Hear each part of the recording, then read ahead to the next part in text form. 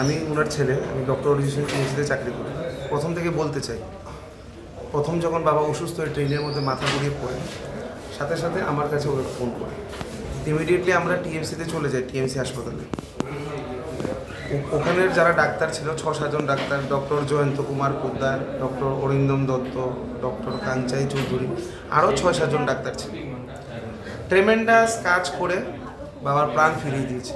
First হলো stroke যখন করে পেশেন্ট, ফার্স্ট পেশেন্টটাকে স্টেবল করা লাগে, আমাদের বেসিক স্টেবল কাজ করে নিয়েছি। করে দেওয়ার পরে জিবির MS স্যার, প্রদীপ ভৌমিক স্যার, কার্ডিওলজি যে আছে ডক্টর রাকেশ দাস, রতনলাল নাথ স্যারের ছেলে আবিরলাল নাথ এবং ডক্টর দেবদত্ত স্যার, সবার সাথে যোগাযোগ করলাম। আমরা আর্জেন্ট ক্রিনিওটমি অপারেশন করে যেটা ব্লিডিং হয়েছে ওটা বের করে দিচ্ছি। ব্লিডিং বের করার পরে ওটাই ভাইটাল পয়েন্ট আমি বলতে চাই, 72 ঘন্টাটা খুব ক্রুশিয়াল থাকে। ওই 72 ঘন্টার ভিতরে এখন পর্যন্ত কোনো ব্লিড হয়নি। হয়তো বা কালকে কোথাও দেখা যাচ্ছে, কেউ বলেছে নিউজে না কোথায় জানি না, আমি দেখিনি, যে আবার নাকি রিব্লিডিং হয়েছে। রিব্লিডিং হয়নি, ওটা আগের যে ব্লিডিংটা থাকে, ব্লিডিং তো আর 1 মাসে 2 দিনে 1 দিনে চলে যায় না, ওটা যেতে যেতে 3-4 মাস 6 মাসও সময় লাগে। সিটি স্ক্যান যদি তুমি করে নাও বাবার 3 বছর পর, ওই ব্লিডিং যে হয়েছে ওটা সাইন থাকবে, কিন্তু ফ্রেশ ব্লিডিং কোথাও হয়নি। ওটা একদম ভুল বিভ্রান্ত করার জন্য বলেছে। আমি ওনার ছেলে হিসেবে বলতে পারি এই কথাটা।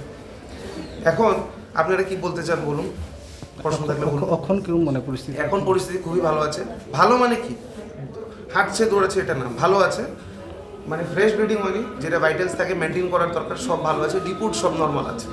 এখন কি আপনারা বহিরাজ্যের জন্য কি নিয়ে যাবেন? হ্যাঁ, বহিরাজ্যে নিয়ে যাবো। এটা নিয়ে আমি একটা কথা বলি, মানুষে অনেক প্রশ্ন করে জিবি হাসপাতাল যাওনি কেন, এই হাসপাতাল যাওনি কেন। এটা আমার পার্সোনাল চয়েস, আমি কোথায় যাবো, and nobody is any interfere. আমার যদি সামর্থ্য থাকে, পয়সা থাকে, ভালো থাকে, আমি ইন্ডিয়াতে না লন্ডনেও নিয়ে যেতে পারি আমার বাবাকে, আমি আমেরিকাও নিয়ে যেতে পারি। কোথায় যাবো কাউকে জিজ্ঞেস করে যাবো নাকি আমি কোথায়? আমার বাবার প্রাণ সবচেয়ে বড়।